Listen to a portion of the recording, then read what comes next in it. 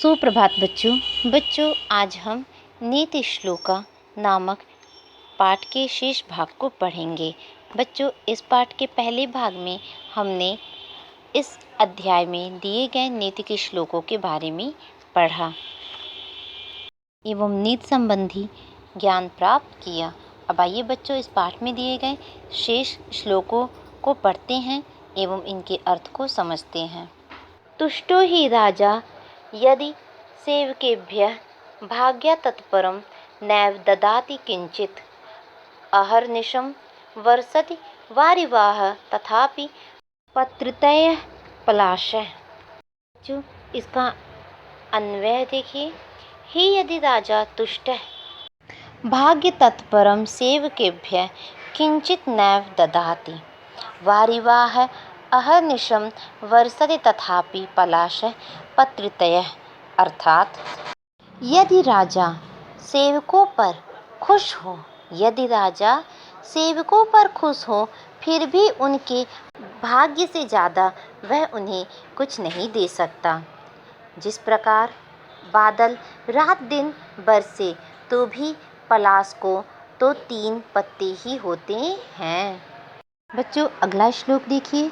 अचिंतानि दुखानि यथैव आयान्ति देहिनां सुखान्यपि तथा मन्ये दैवम् अत्र अतिरिच्यते।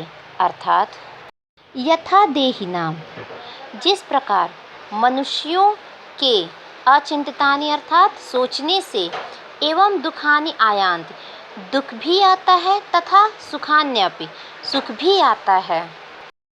जिस प्रकार मनुष्यों के सोचने से दुख भी आता है, सुख भी आता है, ठीक उसी प्रकार यहाँ भाग्य को ही बढ़कर मानते हैं। बच्चों, अगला श्लोक देखिए। न कुलं वित्तहीनस्य प्रमाणमिति मे मतिः अन्तेष्व अपि हि जातानां वित्तमेव विशिष्यते। बच्चों, इसका अन्वय देखिए। वित्तहीनस अर्थात धन से हीन, कुलम मीन्स कुल, प्रमाणम मीन्स पहचान, न मीन्स नहीं, इति मीन्स ऐसा, में मति, ही जता नाम, ही अर्थात भले ही, जता नाम अर्थात पैदा हुआ हो, अंत्यस्यपि वित्त में विशिष्यते, अंत होने पर भी, विशिष्यते अर्थात विशेष होता है। अर्थात इस श्लोक का अर्थ है, भले ही वह नीचे कुल में ही क्यों ना पैदा हुआ हो, ऊंचे या नीचे कुल से मनुष्य की पहचान नहीं हो सकती। मनुष्य की पहचान उसके सदाचार से होती है। बच्चों, अगला और अंतिम श्लोक देखिए। षड्दोषा पुरुषेणे हत्व्या भूतिम इच्छता निद्रा तंद्रा भयम क्रोधः आलस्यम दीर्घ सूत्रता। बच्चों, इस श्लोक का अन्वय देखिए। यह भूतिम इच्छता पुरुषेण षड्दोषा हत्व्या निद्रा तंद्रा भयम क्रोधः आलस्यम दीर्घ सूत्रता। अर्थात वैभव और उन्नति प्राप्त करने वाले व्यक्ति को नींद, तंद्रा, डर, क्रोध, आलस्य और दीर्घ सूत्रता, इन 6 दोषों को त्याग देना चाहिए। अर्थात जो व्यक्ति नींद, तंद्रा, डर, क्रोध, आलस्य और काम को देर से करने वाले अवगुणों का त्याग करते हैं, ऐसे मनुष्य को वैभव और उन्नति प्राप्त होती है। बच्चों, इसी के साथ आज का ये नीति श्लोका नामक पाठ समाप्त हुआ। अब आइए इस पाठ में दिए गए शब्द, अर्थ एवं प्रश्नों के उत्तर को जानते हैं।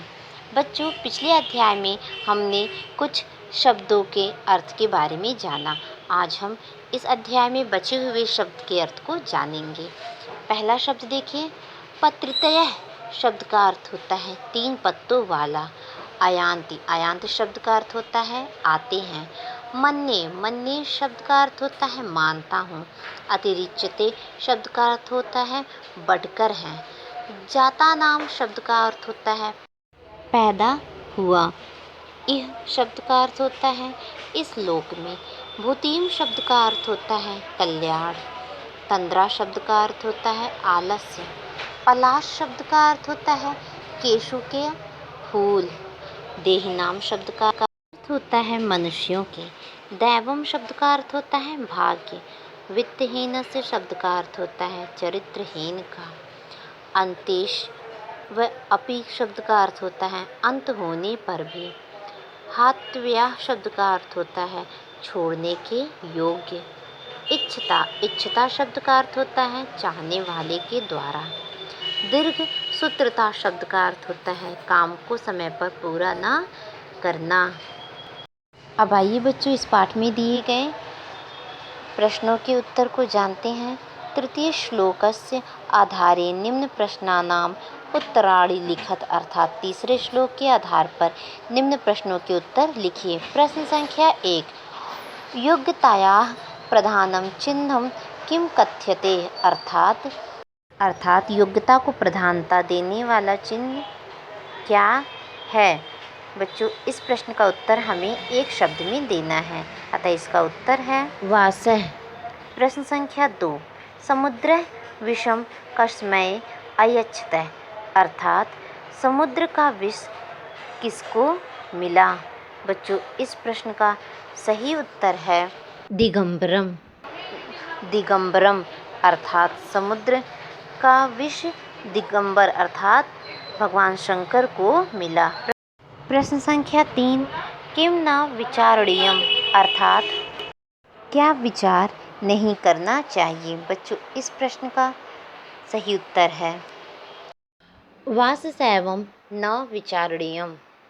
बच्चों प्रश्न संख्या 4 देखिए अवलोक्यम अस्मिन् अर्थे श्लोके किम पदम प्रयुक्तम अर्थात इस अर्थ के लिए श्लोक में किस शब्द का प्रयोग किया गया है। बच्चों इसका उत्तर है विच्छ। प्रश्न संख्या 5 देखिए तनुजाम अस्य पदस्य पर्यायम चिनोत अर्थात तनुजाम शब्द का पर्यायवाची शब्द चुनिए। बच्चों इस प्रश्न का सही उत्तर है पुत्रीम अर्थात तनुजाम शब्द का पर्यायवाची शब्द पुत्रीम होगा। बच्चों आज का आपका गृह कार्य है आज की इस वीडियो में बताए गए शब्द अर्थ एवं श्लोक अर्थ तथा प्रश्नों के उत्तर को अपनी कॉपी में लिखिए एवं सुधार के लिए अपने ग्रुप में भेजिए। धन्यवाद।